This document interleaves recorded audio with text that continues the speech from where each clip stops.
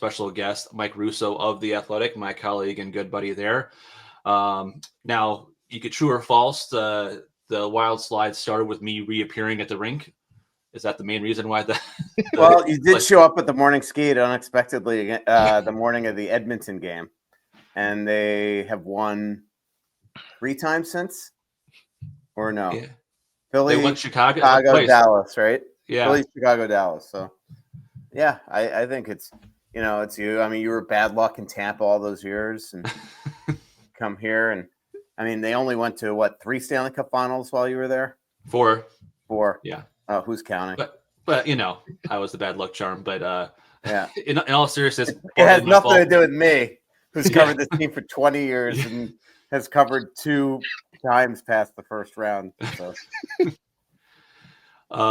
Aside from me, like, you look at this, like, they were one of the hottest teams in hockey for the first 3 months of the season, which was incredibly impressive. Every team goes through funks, right? Didn't lose 2 in a row in regulation until a couple weeks ago.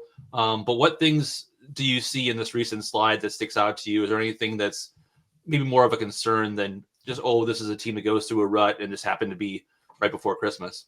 Yeah, I mean, I guess my biggest concern is that when they get healthy again, if they get healthy again, that they're just going to magically be able to find that game that they were playing so well with. I mean, remember, they went the first 7-8 games without even playing in a deficit. And now they're trailing all the time. They can't hold leads. Their structure just doesn't seem to be the same. They have droughts up and down their lineup. Their depth players are not providing scoring. Boldy has been in a major funk. And now Kaprizov's out. So, good news is that Eriksson came back last night. He looked, as the game went on, more and more like himself. And, the Jake Middleton injury, I think, is the most underrated injury that we've mentioned throughout this stretch. I mean, they were 3-6 without him.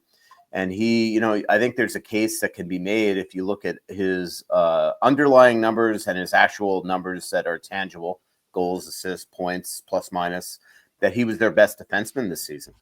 And, he helps their transition game. He defends so hard. He is their best penalty killer in my eyes. On the back end. And so I just don't know how easy it's going to be to just suddenly magically rediscover that game. So that would be my biggest concern. And he's not back until end of January, right? So yeah, I mean, he's first eligible January 7th. But I can't, I mean, he's not skating as far as I know. And the guy shattered his finger. He's got, he's not going to be able to get through airport security probably for the rest of his life, but without getting wanded, because he's, got so much metal in his hand now. So, so I just don't see, Bill Guerin kind of indicated at the time that January 7th was probably being optimistic. I think it's going to be more like the end of the month. I'm sure he wants to play now. Like, I'm sure he's looking at things that he could do with his glove and how to hold, but they need him 100%. They don't want him out there not being able to shoot the puck or worried about somebody slashing him again. Like, they got to get this right. And it's not that Chisholm hasn't played well, and like for a guy to be in top 4 role after being on waivers last year, I mean, he's playing well defensively. He's making smarter decisions with the puck. So having him to step in has been nice, but like, obviously they miss Middleton against, they're in the top 4 and penalty kill in the room. He's obviously a guy who can keep things kind of loose and energized when the funk like this is happening. So, well, and like Brodin and Spurgeon were so good together, and Middleton and Faber were so good together, and that was a big reason why they got off to such a great start.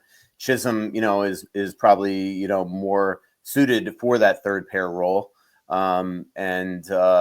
as you mentioned, I mean, for a guy that was in and out of the lineup, has done an admirable job playing second pair really since Brodin first got hurt. If you move Chisholm to that third pair, now all of a sudden things probably are a little more aligned. Merrill and him could be in and out of the lineup rather than playing Merrill and Bogosian every single night.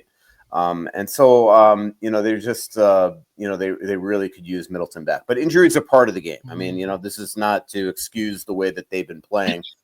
They've just, they're in a funk. But I'm just concerned with their overall play lately. I mean, obviously, the Dallas game, a heck of a effort coming back in that game and sticking with it when, I don't think anybody in the first 2 periods. Could have imagined that. I cannot imagine how much money was lost in Vegas that day by people betting the Stars. I mean, if you are a gambler, I mean, that was, I think people thought free money. You know, you fly the day of the game. Kaprizov's not on the trip. Middleton's not on the trip. Ericsson's not on the trip. Lauko's not on the trip. And they wind up winning that game. I mean, there's, you know, exhibit 1,000 of why, you know, you shouldn't gamble. You know, in hockey, especially, like, you know, they probably the crazy. Well, did you see yesterday? I mean, like, we all live in our little bubble yet. Did you see yesterday how many upsets there were? Like, you know, in the National Hockey League, like everybody lost. Washington lost to Detroit. I mean, Anaheim, Anaheim beat who did here? I gotta call up NHL. But there was just a ton of upsets yesterday. Toronto lost. You know, it's just it's truly unreal, this sport sometimes. Buffalo beat St. Louis. Anaheim beat Edmonton. Detroit beat Washington. Montreal beat Tampa in Tampa. I mean, so this is, you know, like I saw all these tweets that you know, that the Wild are back to their old mid-league ways, losing to mediocre teams at home. This is the National Hockey League. This stuff happens. And by the way, Ottawa's not mediocre.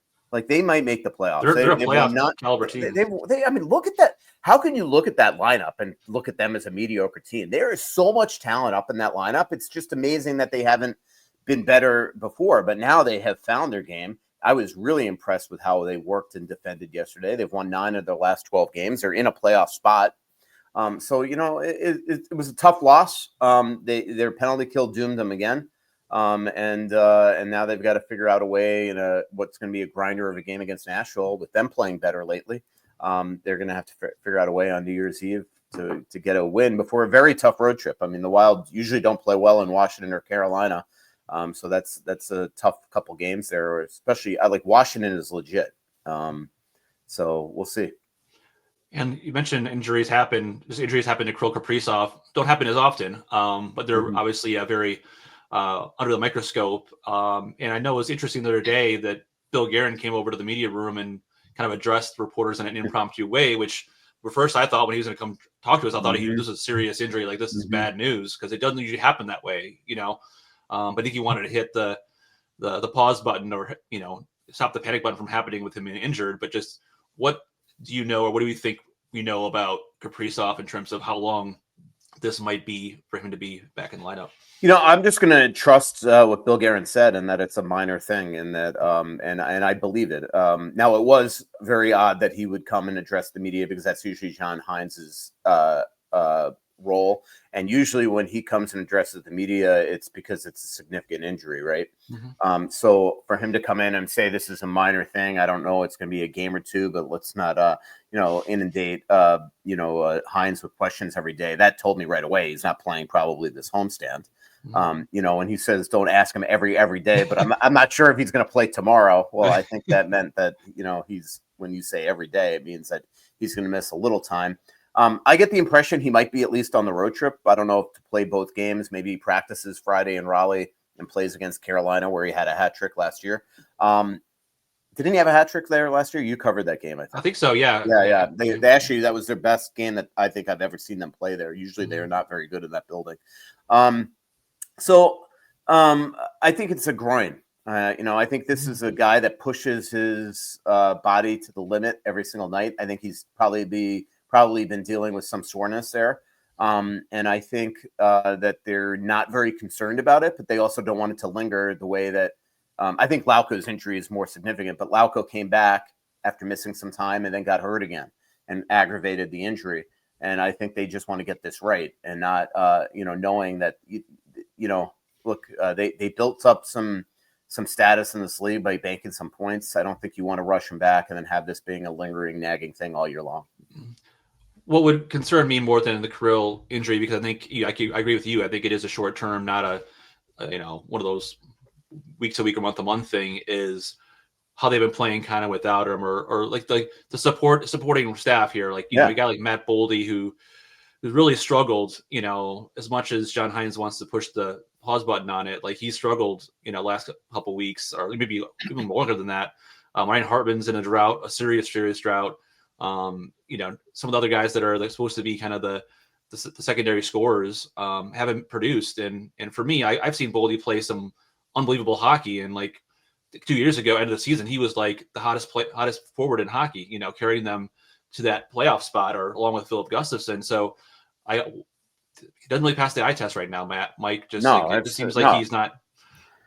Yeah, and they're doing everything they can to protect him. Like anytime you ask John Hines about him, he gets like visibly agitated. Like I don't know what's going on behind the scenes. And John Hines and I respect it. It's not his DNA to ever publicly rip guys, but so maybe behind the scenes he's reading in the riot act. But enough is enough.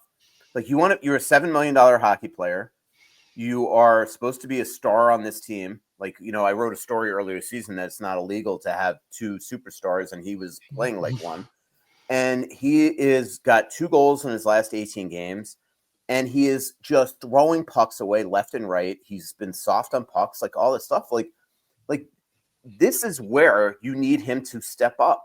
Kirill Kaprizov can drive a line, even if he's playing with inferior players. So it cannot be an excuse that just because Eriksson Ek is out, that all of a sudden Boldy went into this drought and he's being forced to play with Freddie Gaudreau or Marcus Johansson or Ryan Hartman. Like he has got to play better, and somebody's got to beat that into his head. Like he cannot be throwing pucks away the way that he is. It's just really disappointing to watch here the last month, the way that he is, not just his lack of production, but just the way he's playing the game, the penalties, the turnovers, the again being knocked off pucks, not holding on to pucks. It's just it's got to change, and they need him. I mean, he is supposed to be an impactful go-to guy on this team, and he's been absolutely anything but here, and that's disappointing. Ryan Hartman, he's got 49 shots since November 17th and no goals. That's the most in the league. And again, if his line mates could put in a puck, and he gets a couple of assists, it doesn't look nearly as bad. But he's been mostly playing top 6 minutes, top 6 role, and he's not scoring. Last night, unlucky a couple times. Eriksson Ek has that great redirection of his shot, goes just wide of the net. He's coming down on the 2-on-1 with Eriksson Ek. I think he did a great job. I know that some people, it's always the result of the play, right? If you don't score, it's like, all right, he should have passed. But I love the fact that he had a shot first mentality there that was intended for a rebound for Eriksson Ek. And unfortunately, it's hockey. And Eriksson Ek couldn't put the rebound in. It flew right by him. So, they just are not getting production from anybody in the lineup. Their forwards do not score. It's that simple, and it needs to change. So I don't know. I mean, it's really been disconcerting here the last month. The one guy who's been, for the most part, consistent this year, I think, or quietly consistent. This interview is brought to you by our friends at Waggle Golf. Waggle Golf believes what you wear on the course should reflect your individuality, who you are, where you're from, your hobbies, interests, and passions. All the stuff that makes you, well, you. That's why every design is inspired by the desire to create a piece of apparel that strikes a chord when you see it. That makes you say, wow, that was made for me. Because in a lot of ways, it was. Ready to get your waggle on? Go to getyourwaggleon.com, throw in promo code SP10 at checkout to take 10% off your entire order. Marco Rossi, and I know you wrote a good column on him last week or so regarding kind of his, consistency and where he is at in his game and where he's at in the Wild's eyes, right? Like he continues to be part of these trade rumors and stuff like that. But it seems as though he's playing like a guy who wants to stay. And like you talked to Bill Guerin about him, right? And like as of right now, it seems like they're not shopping him. Yeah, and they had been for the last 2 off seasons. Like, Arizona could have probably gotten him for a first round pick. I think Philadelphia could have gotten him last year, maybe even for Cutter Gauthier. Columbus has been offered him, and for guys like Juracek and Sillinger, last season as well. This is not just made up rumors. The Wild had not been sold on him, or were trying to maybe sell high, and that has, in my eyes, changed, pretty significantly here. Now, this does not mean that things like if he dries up, if the team, somehow collapses, like it doesn't mean it's just a guarantee that they're going to re-sign him next summer and not put him back on the market. But right now, they're not moving him. He's not looking to move him right now. He has done everything that they've wanted. He's not the perfect player. I mean, you've actually seen the last couple days where, sometimes his size, becomes an issue. He as good as he is at the net front, he's not great there at retrieving pucks. That's why he was back on the second unit with Eriksson Ek back yesterday. He's just got courage, beyond belief for somebody his size. He's always at the net, willing to be there, get into it with, Matthew Tkachuk a couple of weeks ago and Brady Tkachuk last night. So Tkachuk's clearly get under his skin. You saw Bedard go after him the other night, which was bizarre. So he's got, and usually when players come after you, good players like that, it's that they recognize that it's respect. Yeah, it is. It's absolutely respect. And so I just love it. I just think that he's just such a pro. Bill Guerin is, he's proud of him. He's continued to sell him. It would be, a real shame if the Wild drafted and developed the center that turned out to be a heck of a player. But is he a guarantee? Like, is he your true number one center? I don't think so. So that's the issue, is where the Wild are trying to figure out where can they plug him in long term if they got to sign him long term, and it's a valid question. I know that it's hard for us to understand in the now, like how you could even consider moving him, but when they're looking long term, big picture at their prospects, at the fact that they're going to be flush with money at some point here when the cap goes up, and there's this edict to go get free agents, they're looking at it as like, all right, where is he? If he's not your number one center, is he your number two? Is he your number three? Where's Urov fit into this? Where's Riley Heidt fit into this? So, that's the issue, is that they're just trying to project it out. And what I've loved about Rossi, he's done everything that they've asked him to do, right? Yeah. Like he spent the whole summer, a couple summers ago last year, John Hines asked him to skip playing for his home country, in the qualifying games there. He came early. And I think you said in your story, one of his best decisions he made was, or best things for him was going back to Iowa initially that first year. And I think Scott and I were curious too, are they using like the Rossi model for Liam Ohgren right now? I think so. I think Liam showed, I think Liam's a little different. He's got the NHL shot right now, and he's bigger, and, could skate well and all that stuff. But when he was up here, he did not show that he was ready in both a bottom six role, and he even got times on the second line, and it just, there was nothing there. So I think the fact that he's starting to play well in Iowa, score a lot, I think they want to just let him bake down there a little bit. Clearly they do, because they're bringing up, minor league guys like Brendan Gaunce and Ben Jones and Devin Shore and Reese Johnson and Travis Boyd, and they're sort of leaving him down there. And Bill Guerin says in that story that that's exactly what we're doing. And if you look at Marco Rossi, he says, I trusted their process. Now, was I happy about being in Iowa? No, but I trusted their process. I handled it maturely, and I went down there and I worked on my game. But the best decision he made was spending that summer here, skating with Andy Ness, working out with Matt Harder, getting on the ice with guys like Anders Lee, James Van Riemsdyk, Blake Wheeler, Nick Dowd, Kirill Kaprizov, Brock Faber, a couple guys that I'm missing as well, Brock Nelson. And when you're at that point not an NHL player, and you're watching all these other NHL players work and skating with them, it can only help your game get better. And he came ready to play last year, and he's come ready to play again this year. Yeah. We talked about after the disappointing game Sunday against Ottawa, but Friday was probably the biggest win of the season in my estimation. Overtime, come from behind win. They flew that morning. Little did they know that Dallas had an extra heads up optional practice the day before. Wild got up at 5:30, flew at 7 a.m. the day of, like a show and go, like junior. And Dallas coach Pete DeBoer let it slip in a scrum innocuously that they had an optional skate the day before during Christmas break, which is a big no-no on the CBA. And now some fans are like, hey, what's the big deal about this? Like, they had an optional skate, maybe they had a half hour. Like, what's the biggest thing? But I think, Mike, both you and I agree, and I think a lot of NHL teams agree, that it's a bigger deal than probably people think. Absolutely. I mean, there are a lot of NHL teams that were upset about this, and I agree. Like, in the grand scheme of things, who cares? But the rules are the rules, and the biggest part of the rule is the fact, and that I'm sure really bothered the NHLPA, is that when you have a practice that's an optional that Pete DeBoer made clear the young guys know they're supposed to be at, you're also telling these guys that they can't leave town during the Christmas break. Like you know what I mean? Like part of the 3 days is that a lot of these guys leave. They go home to their families and things like that. Well, those guys usually come back to the 26th at night, or they're allowed to fly back as long as they're at the morning skate on their own dime, and as long as they're there by the 27th.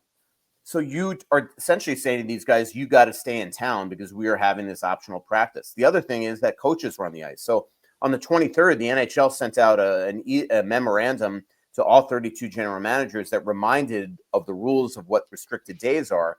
And one of the things that I didn't realize at the time is that you can't even wink, hey, we're making ice available to you. It's up, if you want to use it, you could have it. I always thought that was allowed. It's not allowed. If Jared Spurgeon wanted to be like, hey guys, I'm renting some ice over at Braemar. If you want to come, you can come. That's fine. But the Wild were not allowed to say to the players, hey, a tree is going to be open if you want it.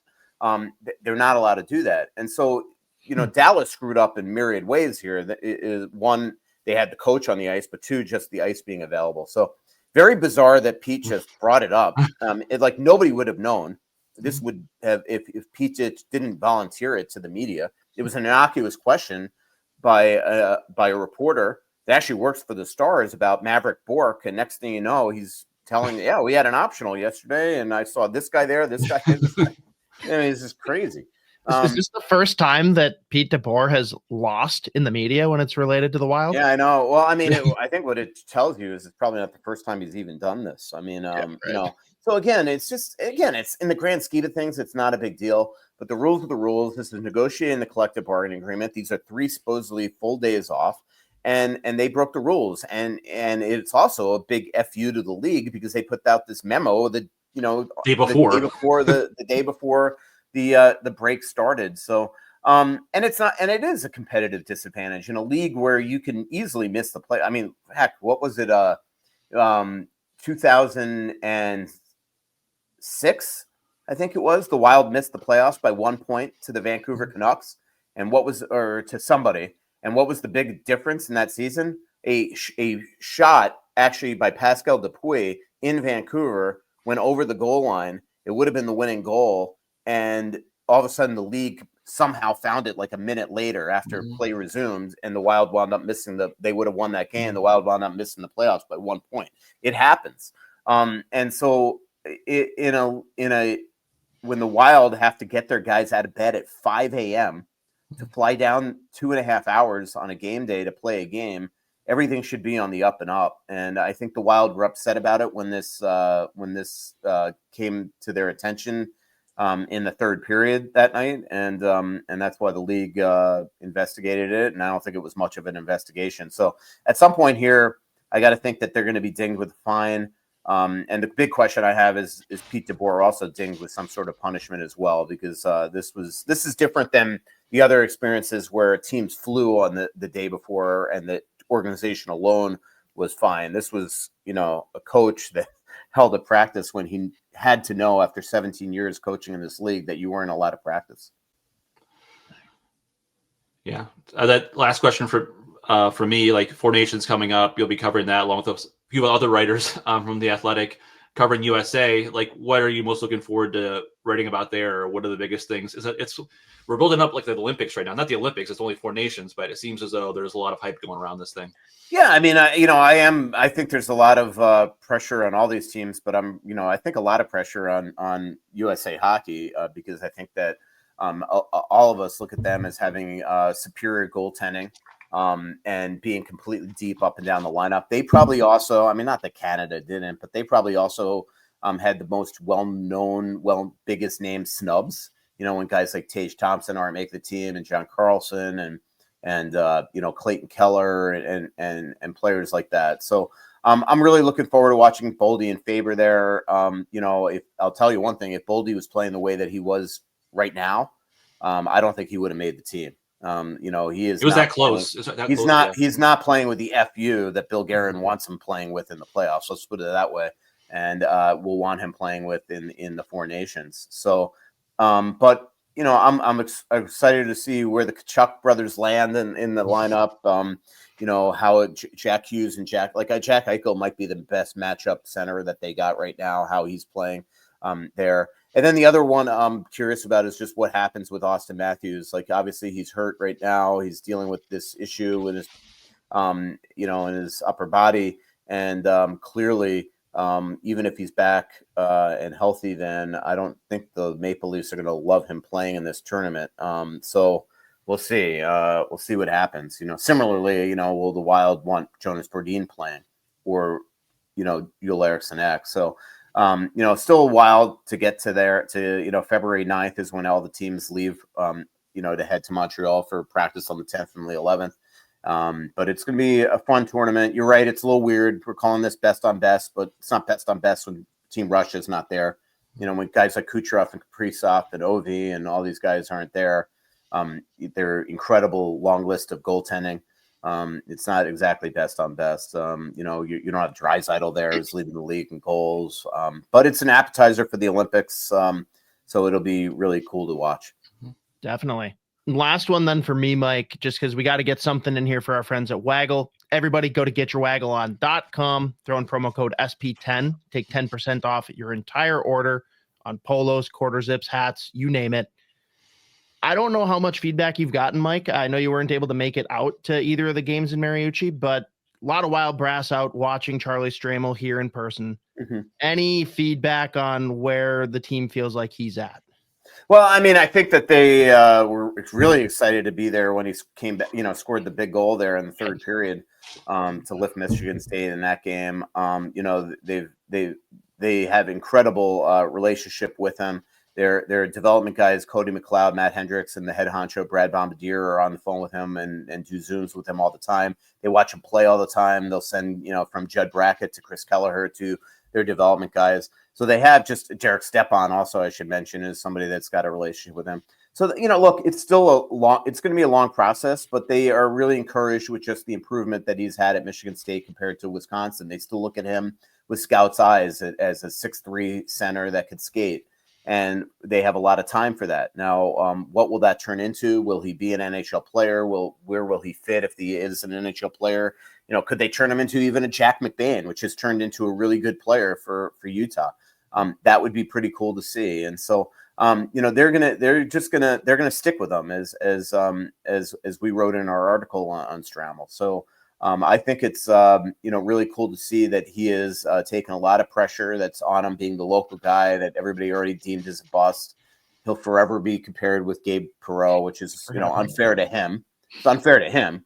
You could pin that on the Wild all you want. And we don't know what Perreault's going to be in the NHL either, right? Mm-hmm. Right. I mean, we've seen a lot of great college players and junior players that it didn't translate. So, but, to me, the fact that a lot of Wild fans seem to almost pin the blame on Stramel for where he was drafted is absurd. If he was a second-round pick and Riley Heidt was a first-round pick that draft, I don't think anybody would be, bitching and moaning right now. So, so I think that we just got to let it play out, be patient. All of us, not just fans, all of us have. I never thought Eriksson Ek was going to be this player. I thought he did nothing for me at the beginning of his career, and now look at him. Marco Rossi, whom we just talked about, was labeled a bust. There's a lot of people that if you search Rossi and bust on Twitter, you're going to find it. And if you don't find it, it's because those fans deleted it. So this has just happened. So we just got to give it time. Luckily, the Wild have a lot of prospects. So they're going to have the patience to let it play out. Eventually sign him. I got to think he'll play another year at least at Michigan State, then sign him and then see what he turns into. Awesome. Well, great. Thanks so much for joining. It's good for me good to be back at the rink. I'm sure you're maybe happy for me to be back or not happy. I'm for me to be back. extremely happy for you to be back, especially in this funk. Hand them to you. There was part of me last night. I'm like, man, I should have covered the Nashville game and given you the Ottawa game. Yeah, but you get New Year's Eve off, so there you go. So how about that? Yeah, I'll still come. Got to go see Bruno and Darby and my pal Jonathan Marchessault and those guys. Yeah, no, I'm look, I think that we all just need to, it's the dog days of the season. As I said, we all live in our own bubble. We all just watch the Wild. If you look up and down the standings, there's a lot of really good teams that have a lot of losses. It just happens in this league. They're not the New York Rangers right now. Thank goodness for that. So. Or Buffalo Sabres, as Marcus Foligno said. Put out the other day. That was funny. So. Really good. Well, thanks for joining, Mike. I appreciate it, and we'll see you out there on Tuesday. Yep. See you, Joe. See you, Scott. Yeah.